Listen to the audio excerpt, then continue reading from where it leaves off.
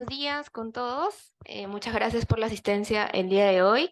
El Centro Nacional de Telemedicina y la Gerencia Central de Prestaciones de Salud les da la bienvenida a esta nueva telecapacitación sobre el sarampión, ya que con la alerta epidemiológica declarada por el MINSA se presenta esta iniciativa a través de este microprograma de capacitaciones y con respaldo de la participación del Ministerio de Salud. Hoy día estamos con el tema de sarampión, manejo ambulatorio y hospitalario, junto con el ponente, el doctor Gustavo Adolfo Valencia Mesías. Él es médico infectólogo, consultor en la Unidad Funcional de Prevención y Manejo de Enfermedades, priorizada transmisibles, y actualmente también es médico en el Centro Nacional de Telemedicina. Le damos una bienvenida al doctor y muchas gracias por la participación el día de hoy a todos ustedes. Días con todos. Muy agradecido por la presentación y sobre todo por la consideración para esta ponencia. Y en efecto, vamos a considerar el día de hoy algunos aspectos con respecto a lo que se está reportando actualmente que viene siendo sarampión, ¿no? Una enfermedad en teoría pues erradicada, pero de todas maneras siempre están reportándose casos y esto va ligado mucho a las coberturas de vacunación. Por ende, ya voy adelantando de que es importante como una medida de prevención justamente la inmunización de las personas para reducir estas complicaciones que vamos a ver más adelante, que son bastante importantes. Bien, mi nombre es Gustavo Adolfo Valencia Mesías, soy médico infectólogo y vamos a dar inicio a esta breve actividad correspondiente a sarampión. Entonces, debemos considerar de que esta enfermedad pues no es nueva, ya se tiene conocimiento de muchos años atrás, y como ven en el mundo siempre hay distribución, va a la redundancia global, pero de genotipos virales, ¿no? Entonces vemos de que en el mundo hay circulando distintos genotipos, los cuales, para, digamos, beneficio nuestro, no tienen a expandirse tanto ya que no hay una transmisión, digamos, activa en algunos países, ¿no? Lo cual permite desarrollo rápido de vacunas y poder hacer actividades de prevención, cerco epidemiológico, entre otros. Pero el riesgo radica justamente cuando las personas no llegan a vacunarse y esto podría generar una expansión sobre todo en aquellas personas consideradas de riesgo, es decir, pacientes inmunosuprimidos, pacientes menores de 2 años, adultos mayores, entre otros, ¿no? Por ende, insisto, la importancia de la vacunación. Este virus, pues, como ven, tiene un género, una familia, su familia, ¿no? Es un Paramyxoviridae, cuyo tamaño es relativamente pequeño, 120 a 140 nanómetros de distribución de ARN monocatenario, una sola hebra, como ven acá en la imagen. Pero asimismo también recordar de que este no es que sea solo un virus, ¿no? Si bien esa es la estructura general del agente viral, vemos que tienen varias estructuras que van a facilitar su ingreso a las células, ¿no? Básicamente lo que viene a ser tanto hemaglutinina como la proteína de fusión. Otras proteínas sí van a darle la estructura, la conformación para hacer estable a la partícula viral, pero las más importantes vienen a ser estas porque también de estas radica los componentes de la vacunación. Entonces, como decimos, dos glicoproteínas o estructuras superficiales, hemaglutinina y proteína de fusión, son las más importantes para lo que es la infección del paciente. Ahora, doctor, pero ¿cómo me infecto? O sea, ¿tengo alguna forma o algún receptor específico? Sí, tenemos dos, como es el CD150, que es el más em, activo al que más se une este virus, que permite la entrada a la célula diana, como también otro en menor cuantía, el CD46. Pero como les decía, no es que solo sea un virus y ya, ¿no? Son 23 genotipos, ¿no? Variantes, por así decirlo, 8 serotipos ya tipificados de la A hasta la H. Es decir, hay literalmente sarampión tipo A, tipo B, entre otros, ¿no? No solo es sarampión. Solo que el tipo, el serotipo circulante, curiosamente es propio de algunos países. Por ende es más fácil identificar de dónde procede la cepa original, ¿no? Debido a que es una enfermedad, como les decía, teóricamente erradicada. Ahora, otra ventaja que este virus también es sensible, es decir, se inactiva cuando hay altas temperaturas, hay radiación ultravioleta y también con ciertos denominados desinfectantes, ¿no? Como el famoso hipoclorito de sodio al 1%, el etanol al 70% u otros como glutaraldehído. Entonces, las medidas de prevención también implican lo que es la limpieza de los ambientes donde estas personas pueden estar reposando o están quizás admitidas en un ambiente hospitalario, ¿no? Eso solamente muestra de que, como les decía, esta enfermedad no es nueva, emergió como una enfermedad zoonótica, ha tenido distintos puntos en la historia donde se han reportado casos. Miren, el año, digamos, 3000 antes de Cristo ya habían reportes, ¿no? Por datos históricos, documentos históricos, de la presencia de este agente o lo que suponía ser sarampión, luego la introducción a las Américas justamente por la migración de personas y luego empecé a verse lo que es la mortalidad, ¿no? Sin embargo, ya empezaba a verse cierta reducción, esto posiblemente por inmunidad de rebaño, y como luego, conforme daban la aparición de las vacunas, pues se daban nuevas recomendaciones complementarias a la misma con el fin de erradicarla debido a la alta mortalidad, ¿no? Como dato curioso, por ejemplo, hubo un brote, ¿no? En la Armada Americana que llevó a consecuencia de 3.000 muertes, ¿no? Imagínense, o sea, estas personas no fallecieron por eventos ligados a conflictos bélicos, sino por esta enfermedad.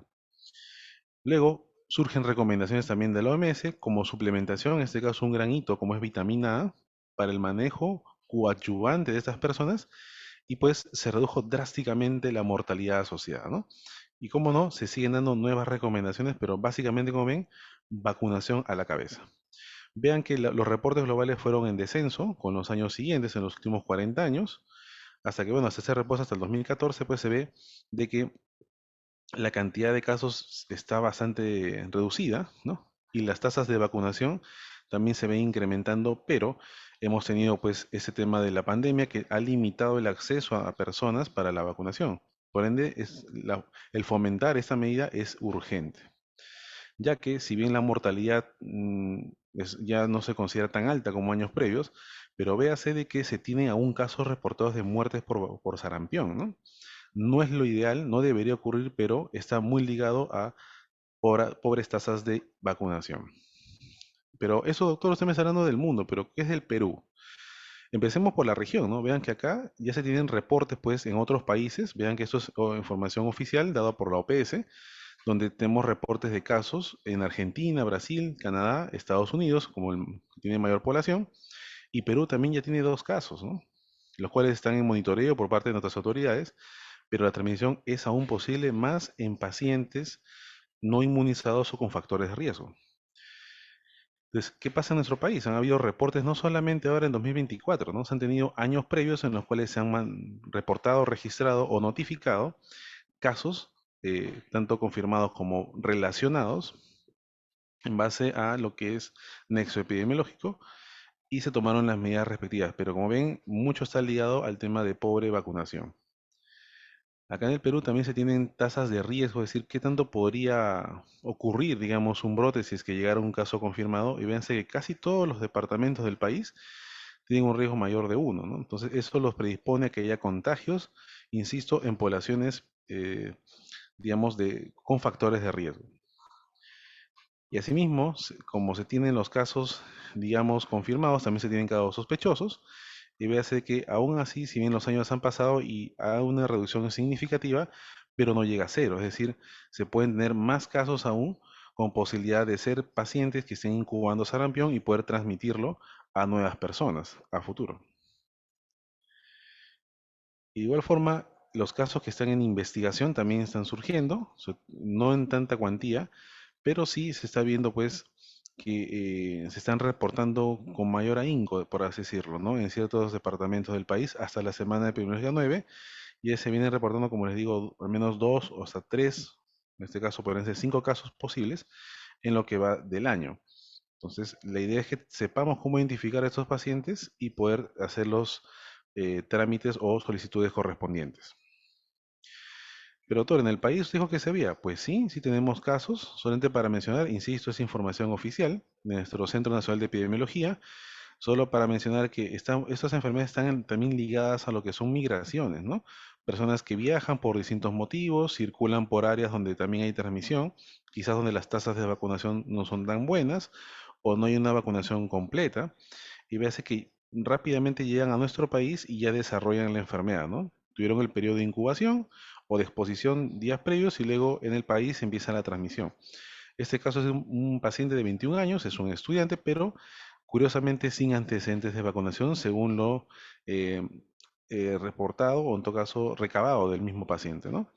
Con pruebas confirmatorias en base a un cuadro clínico básicamente cutáneo asociado a un cuadro febril y con la triada, ¿no? En este caso de tos, coriza, conjuntivitis, sumado a fiebre, claro está. Y posteriormente, ante la sospecha de un digamos, de un colega entrenado, pues se da la posibilidad del diagnóstico y se confirma, ¿no? Tanto por serología como también por PCR tal cual. No ha habido al menos reporte de complicaciones. Y tenemos el caso bien de otra paciente, una fémina de 10 meses, una lactante, que también, ¿no?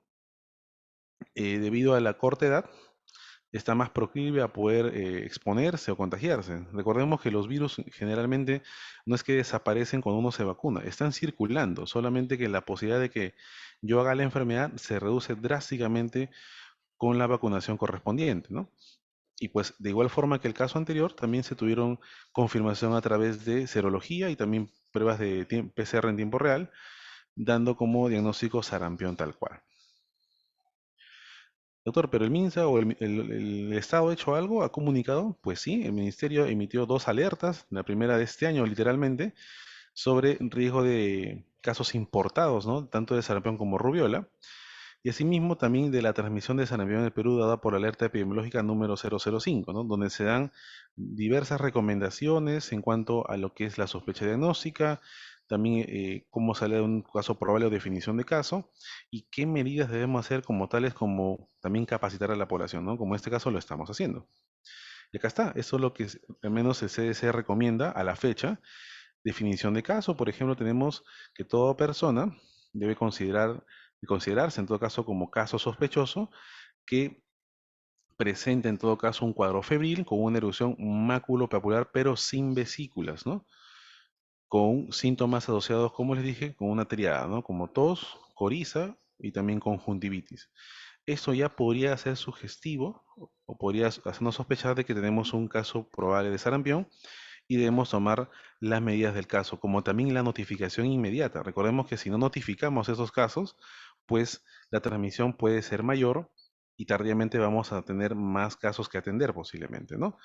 Otras medidas, también capacitar a los establecimientos, en caso de incremento de casos, tenemos que tomar medidas de cerco, entre otras, y como no, como les decía, la detección, en este caso, o la notificación dentro de las primeras 24 horas para que el ministerio tome acciones pertinentes.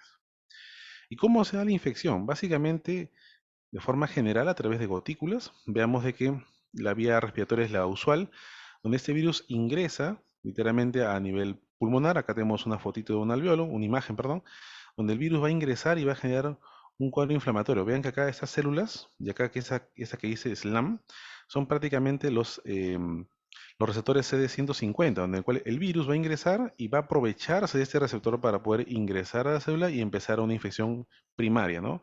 Lo que le decían la primera viremia, para justamente poder llegar a otros órganos, literalmente hacer una infección generalizada, no lo de gravedad, simplemente de que va a llegar a varios órganos, y luego ya en una segunda viremia, es decir, una segunda circulación del virus, esto ligado al incremento de la carga viral, poder, por un lado, poder eliminar mayor carga viral por vía respiratoria y posteriormente en el epitelio o en todo caso en vía cutánea poder manifestar lesiones en piel, tal cual, que es como vamos a poder sospechar del caso. Pero doctor, ¿solamente llega a mi pulmón y de repente de la piel o solo es la piel? Pues como les decía, tenemos que el tracto respiratorio es el que usualmente se va a afectar.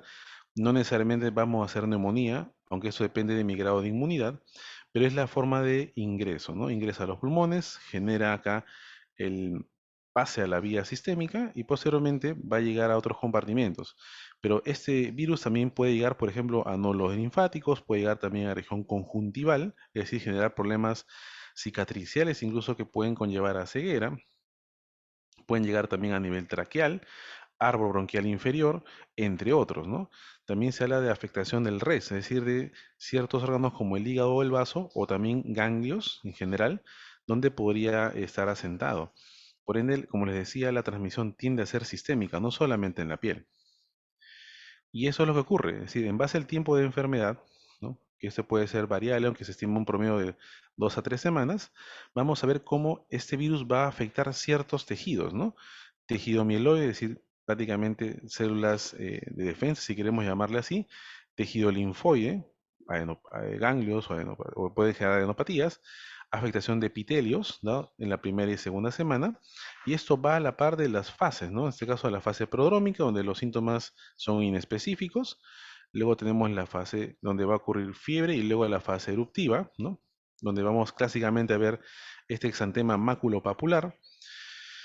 Aunque recordemos que previo a ello vamos a tener un tiempo en el cual vamos a tener, no en todos los casos, ojo, hablamos de un 60-70% de los casos, la aparición de estas lesiones denominadas patoneumónicas como manchas de Koplik. ¿Cómo son estas manchas de Koplik? Son lesiones de tipo elevadas, con una base eritematosa, o sea, una base rojita, ¿no? Como ven acá en la foto. Pueden ser de color azulado o blanquecino, usualmente en el primer molar, que implicaría prácticamente infección por sarampión. El encontrarlo ya en teoría me da el diagnóstico, ¿no? Porque es exclusivo de sarampión, no se ve en otra enfermedad. Pero no es que todos los pacientes la van a desarrollar. Entonces, de no encontrarlo, no quiere decir que el paciente no tenga sarampión. También las lesiones cutáneas nos pueden ayudar. Recordemos de que la aparición del rash inicialmente es cefálico con extensión caudal, ¿no? Una distribución cefalocaudal, de cabeza hacia abajo. Y una vez que el paciente supera el cuadro febril, empieza el exantema, que puede durar por medio 7 días y 10 días, ese empieza a disminuir, empiezan a aparecer lesiones costrosas en piel y luego empieza ya a resolverse el problema. Y usualmente no deberían dejar cicatrices cutáneas y pues el paciente supera la infección. La idea es que esto ocurra, si es que tiene que ocurrir, en los casos que tengamos que atender, pero no tengamos complicaciones. Pero mejor que eso, mejor fomentemos la vacunación.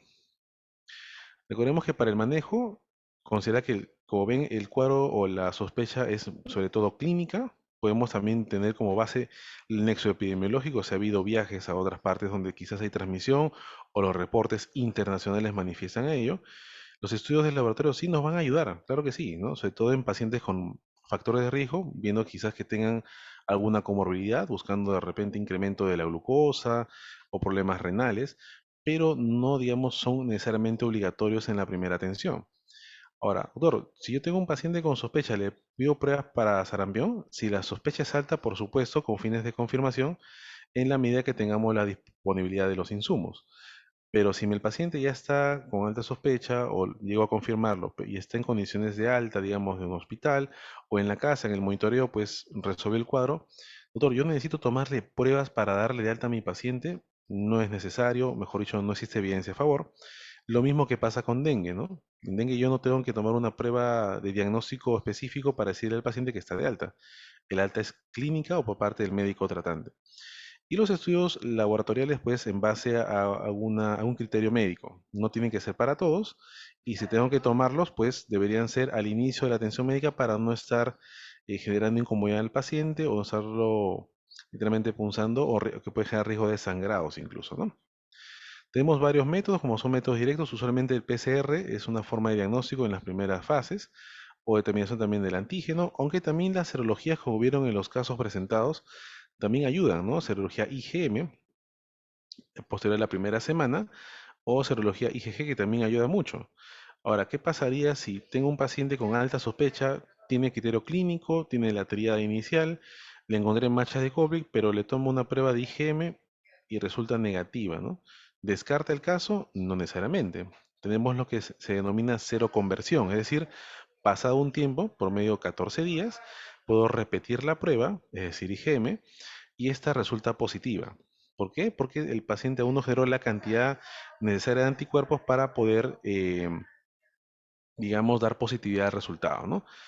Lo mismo que ocurre en dengue.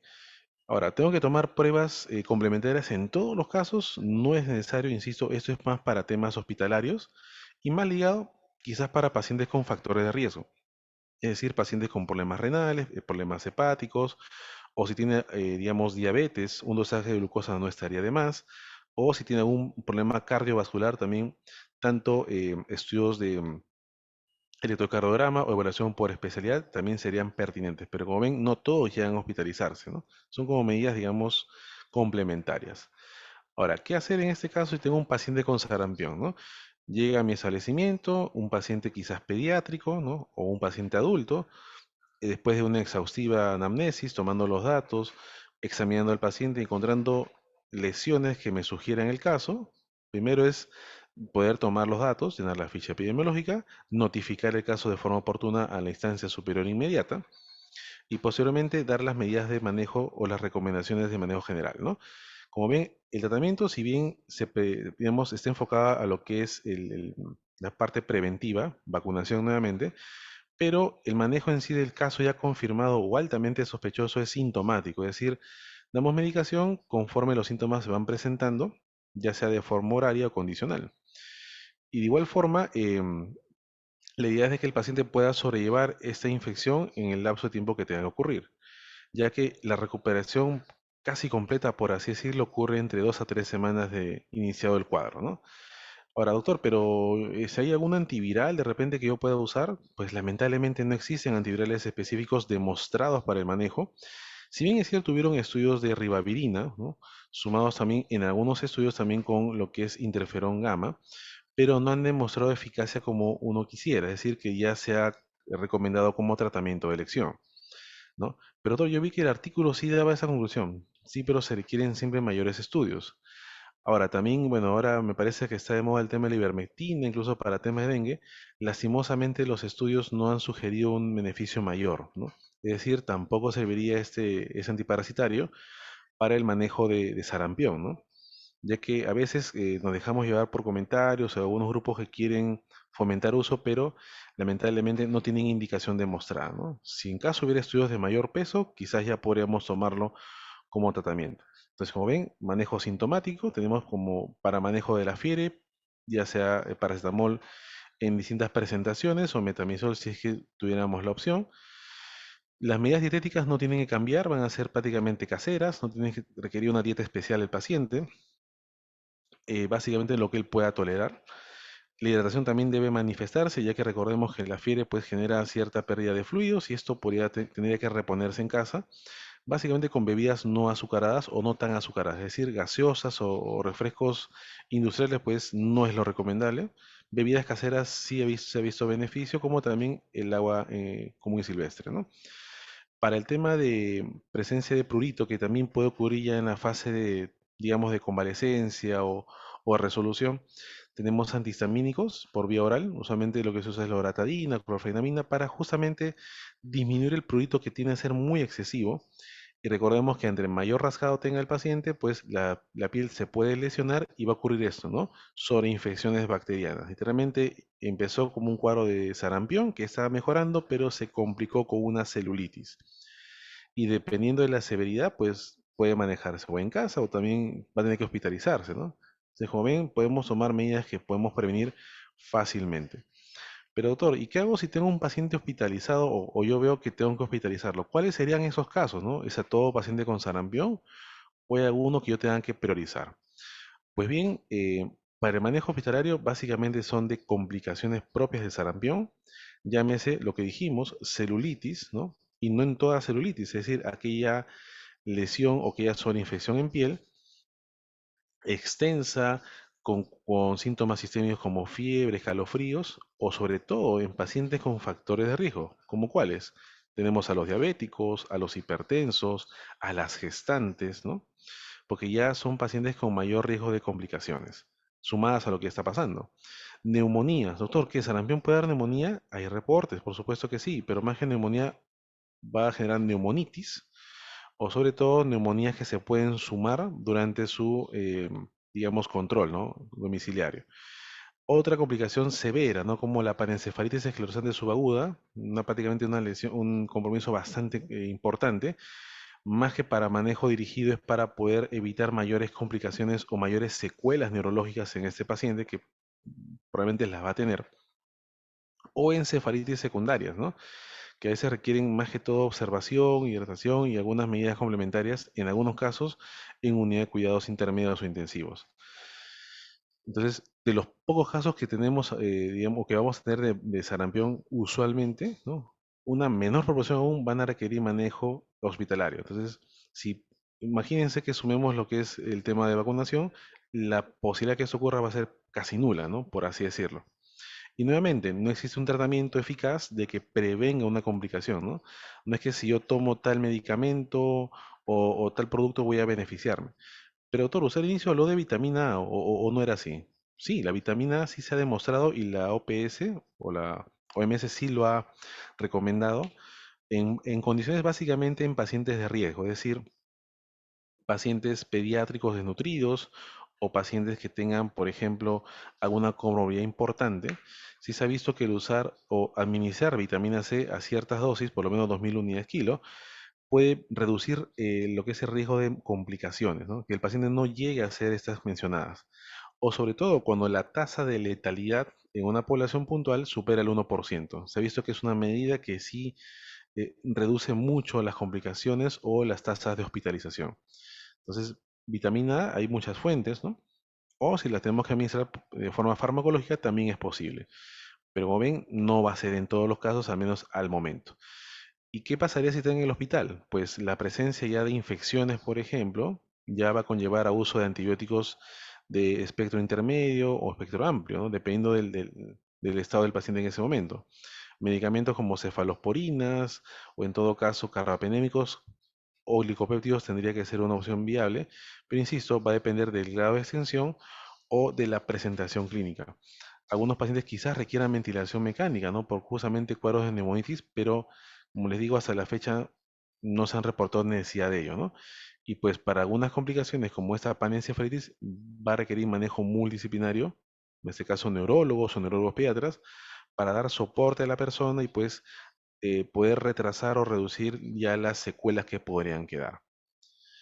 Doctor, y el diferencial, o sea, ¿cómo yo sé que es varicela, perdón, sarampión, o si puede ser varicela, o puede ser otra enfermedad que me confunda, digamos, ante la evaluación? Pues sí, tenemos, como le anticipé, rubiola, también generalmente confunde mucho al clínico, ¿no? Sobre todo por la presentación. También tenemos al dengue, sobre todo en aquellos pacientes que están ya en fase de resolución, van a generar un exantema también, un rash generalizado, pero que en algunos casos podría inicialmente confundirse con sarampión. Eritema infeccioso, como es por, dado por parvovirus B19, o en este caso exantema súbito por herpes tipo 6, ¿no? Si bien los tiempos de incubación son casi similares, todos van a presentar fiebre en un momento dado. Digamos, la aparición de exantema también en muchos se asemejan, pero vean acá que sarampión y rubiola son prácticamente la misma forma de presentación, cefalocaudal, pero en el caso de dengue es más macular papular, o sea, más manchas que exantema o lesiones elevadas, ¿no? Y es centrífugo, así que se va de la parte central hacia afuera, ¿no? No de cabeza a pies. Lo mismo para el tema infeccioso, va muy de la mano con lo que es sarampión y rubiola. Y en el caso de exantema súbito, pues es más a predominio de tórax y abdomen, ¿no? Con, digamos, duración de digamos, corta, ¿no? No es tanto por 10 días o 20 días, ¿no? Tiene que ser por algunas horas o pocos días, 72 horas en promedio. Véase que sarampión presenta tanto conjuntivitis como la tos y coriza, esta triada que ya les mencioné al inicio, que otras quizás no. Rubela no es usual o no se ve este componente. En dengue sí puede haber conjuntivitis, aunque tampoco es frecuente, y las otras no, salvo que tenga signos de alarma. Este paciente podría tener tos o un cuadro de dificultad respiratoria. En el tema infeccioso podría haber coriza, más no lo anterior, y en exantema súbito no presentamos esto, ¿no? Tal cual. El método diagnóstico, básicamente todos son por serología IgM, por el tiempo de duración o el tiempo de presentación clínica. Puede generar complicaciones a una gestante y es por eso que me enfoco mucho en los grupos de riesgo. Sí puede haber en sarampión, sabemos que en rubiola también hay rubiola congénita, por eso mucho hincapié con nuestras gestantes. En dengue usualmente no debería haber, ¿no? Salvo que tengamos una paciente con dengue con signos de alarma que no manejemos bien, podría haber un aborto secundario. En el tema infeccioso sí puede haber infección en gestante, pero no con defectos congénitos y no ocurre mayor complicación en exantema súbito. Pero véase que tenemos medidas preventivas puntuales, ¿no? Para sarampión y rubiola sí las hay. Por eso que se insiste en completar el esquema de vacunación en esta población como corresponde, mientras que en otras infecciones no tanto. En dengue sí hay vacunación que está ya en estudio, pero hasta la fecha no tenemos mayor alcance, al menos en el país. Y ya para culminar, tenemos acá algunas fotografías. Fíjense que es exantema, máculos y manchas y pápulas como si fueran granitos o ronchitas, pues aparecen, son inicialmente cefálicas, ¿no? En cabeza, tienden a ser pruriginosas y luego se van distribuyendo o van descendiendo, ¿no? A la parte más distal, ¿no? Extremidades, tórax, abdomen y miembros inferiores. Que usualmente no evidencia toxicidad en el paciente, no es un paciente que esté pues en mal estado, usualmente. Véase que también se pueden manifestar así. Es una foto de la Secretaría de Barranquilla, donde tenemos también lesiones así, ¿no?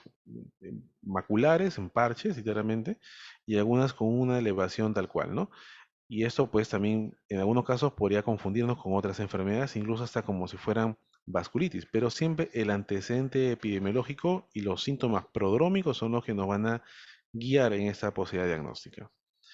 Véase, nuevamente, acá es más notorio, acá hay más lesiones elevadas, ¿no? Estas pápulas, acá tenemos acá una mácula, máculas confluentes, aquí se juntan, en la región cefálica, usualmente pruriginosas, también con afectación palmar, ¿no? De las mismas características. Algunos podrían decir, doctor, ¿y yo cómo lo diferencio de viruela del mono, ¿no? Porque recordemos que son lesiones también que pueden ser así, ¿no? Papulares, con afectación de piel y también palmas y plantas y genitales. La diferencia es que estas lesiones no son umbilicadas. Si uno las ve de cerca, son completamente íntegras, ¿no? En cambio, en viruela del mono son ya lesiones en el centro, están como hundidas, ¿no? Un centro umbilicado, como le decimos. Y también con afectación plantar, ¿no? En algunos casos con leve descamación fina. Y acá está también lo que conversamos, ¿no? Las famosas manchas de COVID. Acá están, por ejemplo, lesiones que son sugerentes, cerca de los molares, con algunos casos va a ser eritematosa, otros quizás no la presenten. Acá se en mayor amplitud, que nos podrían sugerir el diagnóstico tal cual, ¿no? Por eso siempre muchas veces tomarlas en cuenta, examinar al paciente para poder llegar a una certeza diagnóstica. Y como ven acá también hay coricia y conjuntivitis, ¿no? Que es lo que puede decirse que nos ayuda un poquito más a diferenciarlo de otras enfermedades virales. Muy bien, les agradezco a todos por su presencia, su participación y si hubiera alguna pregunta, presto a colaborar con ustedes. Muchas gracias a todos. Muchas gracias, doctor, por la exposición muy completa.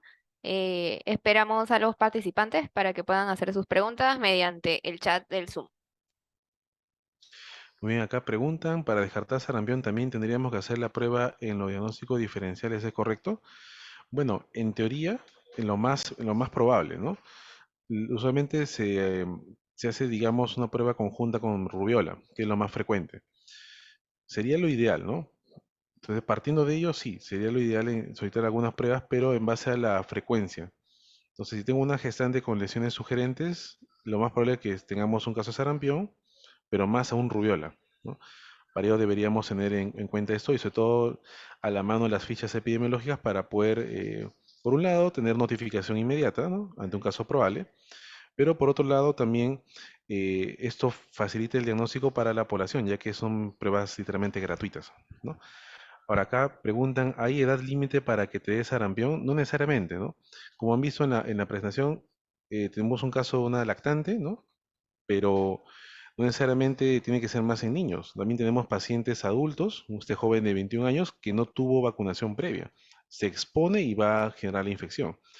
Entonces, ¿cuál sería, digamos, los grupos de mayor riesgo de adquirirla? Sobre todo los que no han sido vacunados. Por ende, se recomienda de que la mayoría de personas que no hayan completado la vacunación en la infancia, pues puedan completarlo ahora. Ya que si tenemos mayor cantidad de casos en la comunidad, por así decirlo, estas personas se pueden adquirir la infección y como ven, a veces uno puede evaluar un paciente, pero algunas cositas quizás no nos parezca sarampión y podemos desestimar el caso cuando realmente era sarampión. Podemos decirle, puede ser una alergia, ¿no? Entonces, depende, se va a su casa, ya tengo alergia. Pero si esta persona que tiene sarampión probablemente expone a otras personas, digamos al abuelito, de repente su pareja está gestando, ¿no? O tiene una persona, digamos, en su casa que vive con VIH, ¿no? Entonces, sin querer las va a exponer por vía respiratoria. Entonces, tendríamos más casos con potencial de desarrollar la enfermedad.